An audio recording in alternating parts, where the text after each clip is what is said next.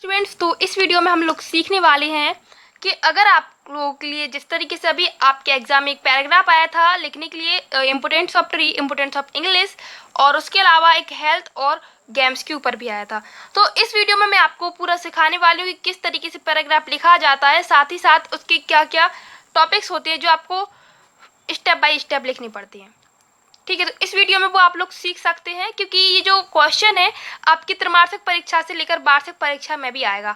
तो इसको मैं आपको सिखा रही हूँ अच्छे तरीके से, तो इसको सीख लीजिए क्योंकि आप लोगों के लिए वार्षिक परीक्षा में ये आ सकता है। तो चलिए पहले क्वेश्चन देखते हैं कि आपको क्वेश्चन कौन सा आया था। तो मैंने यहाँ पे पेपर लिया हुआ है जो आपका पेपर था। ठीक है, तो ये इस पेपर में आप लोगों के लिए, आप लोगों का पेपर क्या था, अभी इंग्लिश का पेपर था, ठीक है, उसी में आया है। और यहाँ पे बात करिए अगर, तो क्लास 11th वालों को भी आया था, है ना। तो क्वेश्चन नंबर यहाँ पे 5 देखिए, आपको एक आर्टिकल लिखना था या फिर कह सकते हैं पैराग्राफ। ठीक है, और यहाँ पे आपको एक बात और याद रखनी है, यहाँ पे वर्ड लिमिट कितनी दी गई थी, 200। ठीक है, तो यहाँ पे आया था इम्पोर्टेंस ऑफ ट्री और इंग्लिश के लिए। बाकी अगर आपको इनका ऐसे याद था, ठीक है, गेम्स वाला या हेल्थ वाला, तो वो आप लिख सकते थे। बट पैराग्राफ हो या आर्टिकल, उसको लिखने का तरीका होता है, वो कैसे लिखना है मैं इस वीडियो में आपको बताऊंगी। साथ ही सीख लीजिए आज ही, चाहे इंग्लिश के ऊपर आए चाहे ट्री के ऊपर, वो आप आज इस वीडियो में सीख पाएंगे। ओके, तो सबसे पहले देखते हैं कि कैसे लिखा जाता है पैराग्राफ, उसको लिखने के तरीके क्या होते हैं वो इस वीडियो में जानते हैं। तो सबसे पहले देखो, जैसे इंपोर्टेंट ऑफ ट्री पे आया, मान लीजिए, ठीक है, एग्जाम्पल के लिए हम इसको लेते हैं, बाकी आप इसमें इंग्लिश भी कर सकते हैं। ठीक है, अब देखो यहाँ पे होता क्या है, सबसे पहले आपको अगर कोई भी आर्टिकल या पैराग्राफ आप लिखते हो, जैसे इंपोर्टेंट ऑफ ट्री के ऊपर लिख रहे हैं या फिर इंग्लिश के ऊपर लिख रहे हैं, तो इंग्लिश में आपको या तो कोई स्लोगन याद होना चाहिए जो कि आप लोगों के लिए, जो पैराग्राफ आप लिख रहे हो उसकी वर्ड लिमिट आपकी कितनी है, 200 होनी चाहिए। ठीक है, अब 200 वर्ड लिमिट तो है, लेकिन उसको लिखने का तरीका सबसे पहले यही होता है, या तो कोई आपके पास ऐसा वाक्य हो इंग्लिश में, अगर आप इंग्लिश में लिख रहे हैं तो जैसे आप कोई भी ऐसे लिखते हो तो उसकी पहली प्रोफाइल पूरी एडिट करके लिखते हो, पूरी बिल्कुल उसका पूरा बायोडेटा। ऐसे यहाँ पे क्या करना पड़ता है, जो आपके पास कोई स्लोगन है या फिर अगर आपके पास कोई भी ऐसे वाक्य है जो कि किसी महान व्यक्ति ने बोले, जैसे कि यहाँ पे आप लोग देख सकते हैं कि एक लिखा गया है, any interference with nature the diamond level. तो इस तरीके से जो लिखा गया ये, तो ये किसी ने बोला, जैसे मान लीजिए यहाँ पे, तो ये जो आपको लिख देना इसी तरीके से। अगर ब्लैक पेन से लिखते हैं तो अच्छी बात है, बाकी ब्लू से भी चल जाएगा। और आपको आपका जो डबल इन्वर्टेड कॉमा होता है इसको करना है उसको में। ठीक है, ये आप करती हो अगर तो अच्छा रहेगा।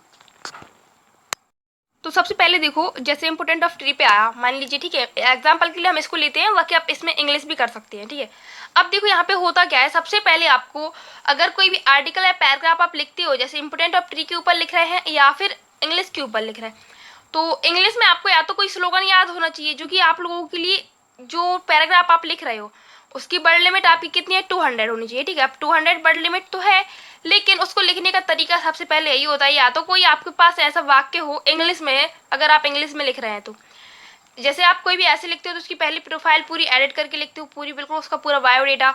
ऐसे यहाँ पे क्या करना पड़ता है, जो आपके पास कोई स्लोगन है या फिर अगर आपके पास कोई भी ऐसे वाक्य है जो कि किसी महान व्यक्ति ने बोले, जैसे कि यहाँ पे आप लोग देख सकते हैं कि एक लिखा गया है, any interference with nature the diamond level. तो इस तरीके से जो लिखा गया ये, तो ये किसी ने बोला, जैसे मान लीजिए यहाँ पे, तो ये जो आपको लिख देना इसी तरीके से। अगर ब्लैक पेन से लिखते हैं तो अच्छी बात है, बाकी ब्लू से भी चल जाएगा। और आपको आपका जो डबल इन्वर्टेड कॉमा होता है इसको करना है उसको में। ठीक है, ये आप करती हो अगर तो अच्छा रहेगा।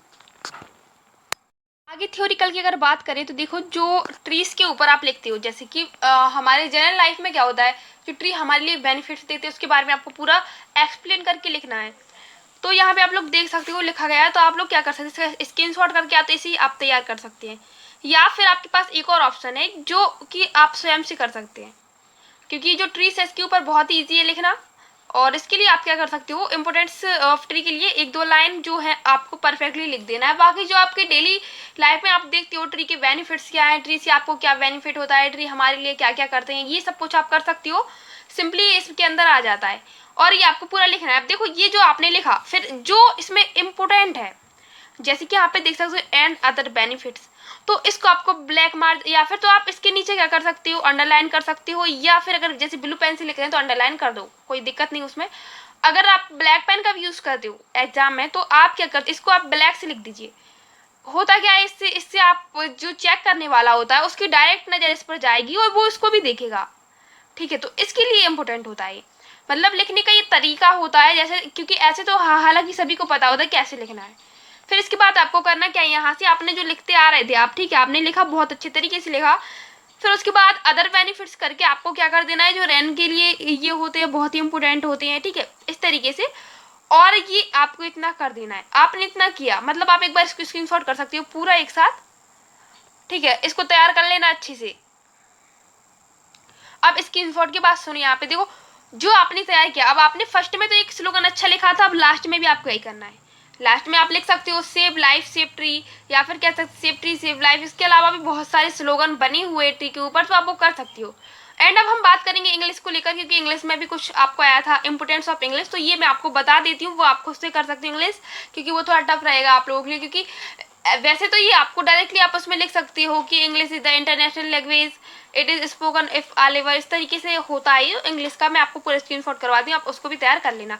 ये दोनों तैयार कर लीजिए तो वार्षिक परीक्षा की दृष्टि से आपका इंपोर्टेंट हो जाएगा। तो ये बहुत ही ज़्यादा इंपॉर्टेंट है टॉपिक, ठीक है, मतलब आपके 4 नंबर यहाँ से पक्के हो जाते हैं, 4 नंबर, ओके। और अगर आपको इसके अलावा भी आगे आता है तो आप वो भी कर सकती हो, बट ये नॉर्मली बताया गया है, शॉर्ट एंड सिंपल। लिखने का तरीका मैंने आपको बता दिया। अब इंग्लिश की बात करें अगर, तो इंग्लिश में भी आप कैसे करना है वो देख लीजिए। इंग्लिश का क्वेश्चन देखो, यहाँ पे इंग्लिश में क्वेश्चन जो है आप लोगों के लिए डायरेक्टली पूछा गया था, इंपोर्टेंट ऑफ इंग्लिश। और यहाँ पे देखो इसमें उन्होंने हमें कुछ पॉइंट्स दिए कि इनके आधार पर आप इंपोर्टेंस ऑफ इंग्लिश के बारे में बताइए, मतलब हमारे लिए कैसे इंपोर्टेंट है इंग्लिश और क्या है इसके बारे में पूरा करना पड़ेगा। तो इसमें देखो आप लोग जो फर्स्ट दिया उन्होंने पॉइंट इंटरनेशनल लैंग्वेज, तो इसके बारे में आप लोग बहुत बता सकते हो। English is an international language spoken all over the world, ये पूरे विश्व में बोले जाने वाली लैंग्वेज है, मतलब ये एक इंटरनेशनल अंतर्राष्ट्रीय लैंग्वेज है। इस तरीके से आप इसको कर सकते हो। और इसमें आगे भी दिया गया है। तो ये जो पॉइंट्स हैं कभी कभार आपको दे दिए जाते हैं या फिर नहीं भी दिए जाते हैं, ठीक है, इन पर डिपेंड नहीं रहना आपको। ये पॉइंट्स क्या होता है, क्वेश्चन पे डिपेंड करता है, क्वेश्चन कैसे आ रहा है। आपको डायरेक्टली पूछा जाएगा पैराग्राफ के लिए तो आपको डायरेक्टली ये कुछ नहीं दिया जाएगा। अगर आपको ये वर्ड्स दिए जाते हैं तो अच्छी बात है, आपके लिए थोड़ा ईजी हो जाएगा। तो यहाँ से आप इसका स्क्रीनशॉट करो और इसको तैयार कर लो, ठीक है, सिंपली सा यही है। और इसके आगे भी आपको वही स्लोगन वाला करना है, लास्ट में स्लोगन करना है। क्योंकि होता क्या है कि ये क्लास 12th की है, ठीक है, जो दिग्दर्शिका है क्लास 12th वालों की है। तो इसमें होता ये है कि जो क्लास 12th के लिए दिग्दर्शिका है, तो इसी से अगर सभी स्टूडेंट्स तैयारी करना है तो आपको कुछ अलग करना है। इसमें सबसे पहले आपको ऊपर स्लोगन करना है, लास्ट में स्लोगन, और बीच में आपको आपका पूरा वर्क करना है, ओके। इससे हम आपको करना पड़ेगा वैल्यूज ऑफ गेम के ऊपर। तो ये भी आपको पूछा गया था, तो एक काम करते हैं, इसको मैं आपको स्लोगन के साथ में नेक्स्ट वीडियो में समझाऊंगी। और वीडियो अच्छी लगी हो तो चैनल को सब्सक्राइब कर लीजिएगा, लाइक कर दीजिएगा, दोस्तों से शेयर कीजिएगा। और ये जो आपका ये है वैल्यूज ऑफ गेम वाला ना, इसको मैं नेक्स्ट वीडियो में अच्छे से समझाऊंगी। और इंग्लिश के जो स्लोगन है उनको भी बता देंगे, एंड इसके स्लोगन भी बताएंगे आपको कि ऊपर और नीचे आपको कैसे लिखना है, ठीक है। और ये जो है आपने तैयार तो किया ही होगा, बट इससे अच्छा है कि आप इंपोर्टेंस ऑफ ट्री और इंग्लिश पर ही करें। बट इसको भी एक बार देख लेंगे क्योंकि आया था क्वेश्चन पेपर में। तो ये मैं आपको नेक्स्ट वीडियो में अच्छे से समझा करके और इसमें क्या स्लोगन करना है वो और इंग्लिश की स्लोगन कंप्लीट करवा दूंगी। तो उसके लिए चैनल को सब्सक्राइब कर लीजिएगा नए हैं, और वीडियो को लाइक कर दीजिएगा। और इससे पहले मैंने आपको जो दिया है उसको कंप्लीट कीजिए और फुल पेपर सॉल्व कर लीजिएगा सारे क्वेश्चंस के साथ।